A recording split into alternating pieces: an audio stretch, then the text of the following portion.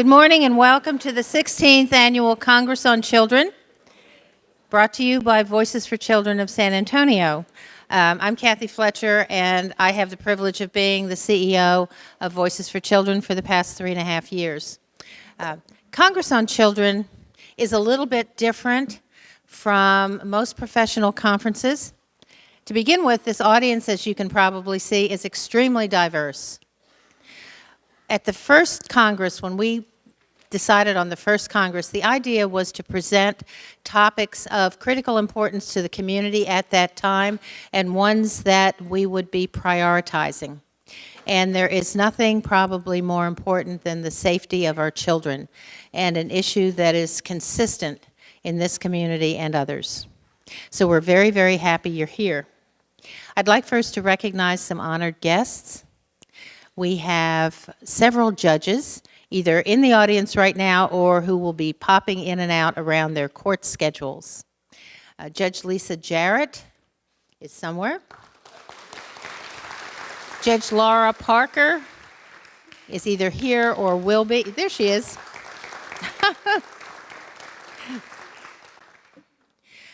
Judge Richard Garcia, one of our children's court judges, is right here.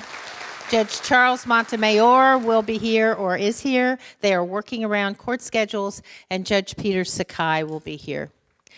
We also have two guests from our sister advocacy organization, Children at Risk, in Houston and now in Dallas, over here with us. We will have some legislators. Dr. Jim Rogers from Texas Department of Family and Protective Services is representing Judge John Specia, both formerly from San Antonio and just huge advocates in this area, and we're so glad they're in Austin. Our board of directors of Voices for Children, many of them are here, most of them are here. Some of them have been welcoming you. At least one founding board member left. George Block, wave anyway, all of you. So they're all around. All willing to give up their seats if necessary when others come. So, okay. We are so thrilled that you are here. We found our keynote speaker in a number of different places, and he speaks to the resiliency of children. But before he goes on, I want to show you a few things. When we were planning this, one of the things we thought about is, what would the world be like without child abuse? What would this community be like without child abuse? Our mental health system would be better able to focus on probably what are more genetically influenced serious mental illnesses rather than trauma-induced mental illnesses. Our juvenile justice system would be markedly decreased. There would be far fewer adults incarcerated. There would be less teen pregnancy. There would be more stable families. There would be more school success. All of those are related to child maltreatment. But children are incredibly resilient. We all know that. And you'll hear some amazing stories, both from our keynote speaker and from a panel of survivors, on how children, much as we don't want them to have to, are able to heal in minds and hearts and spirits. Other countries are also looking at what they can do for their children. So we want to show you just a brief film that gives you an idea of just the pleasure of children and children in other countries.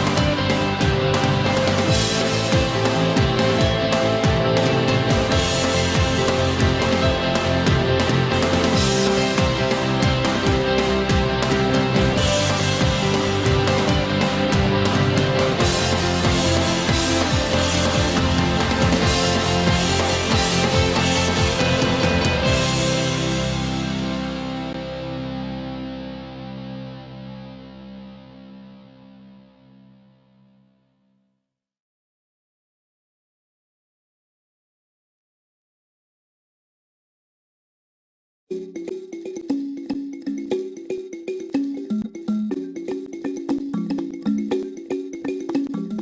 started the Playing Out project because we wanted our children to have some of the same sort of freedom that we had when we were kids to play outside.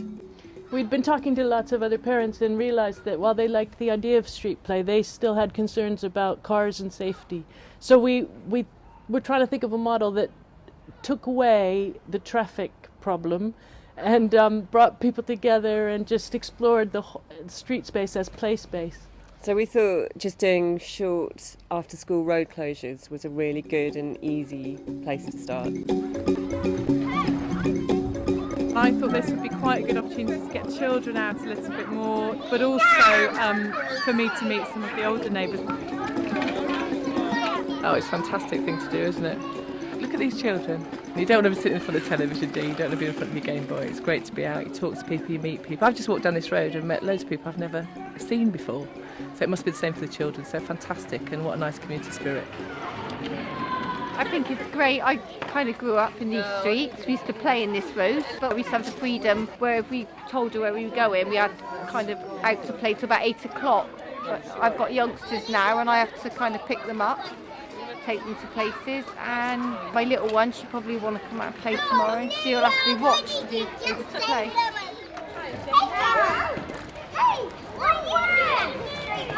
It's just really nice to see them being able to play in the road on their bikes and skipping, I remember from when I was a kid as well. Yeah, you don't skip much if you don't on the pavement.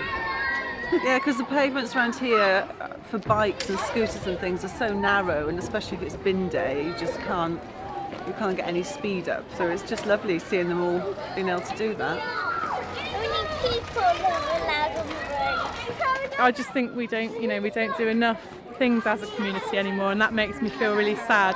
Having been able to play anywhere I wanted, any time I wanted, and call on anyone if I needed help, it makes me really sad that that doesn't happen anymore, and we sort of go into our houses, we shut our doors, and then we're on our own, and that doesn't seem like things should be like that, really.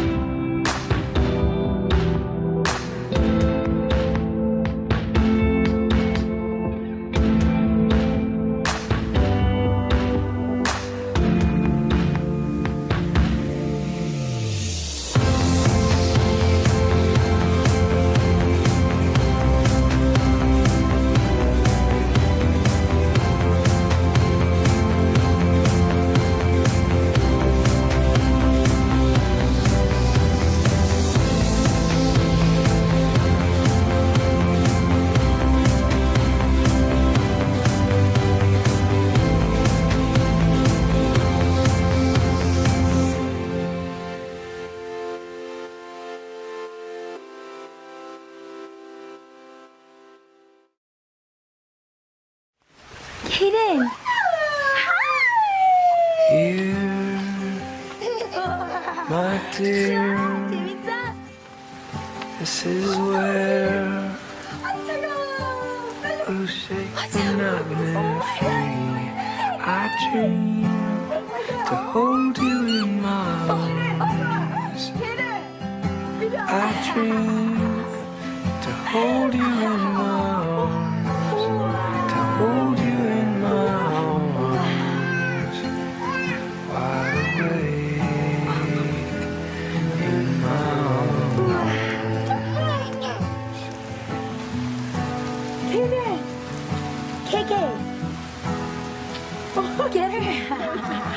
I think I figured it out. We need to be together. How does it feel, baby? Like the shore and the sea. We are not one thing. We're joined here together. There's umbrella. My ocean and I dream to hold you in my arms. I dream to hold you in my arms. To hold you in my arms. Wide awake. They're what we're all here for. Thank you to Adam, and thank you to the staff of Voices, staff, volunteers, and interns. They are all remarkably bright and dedicated.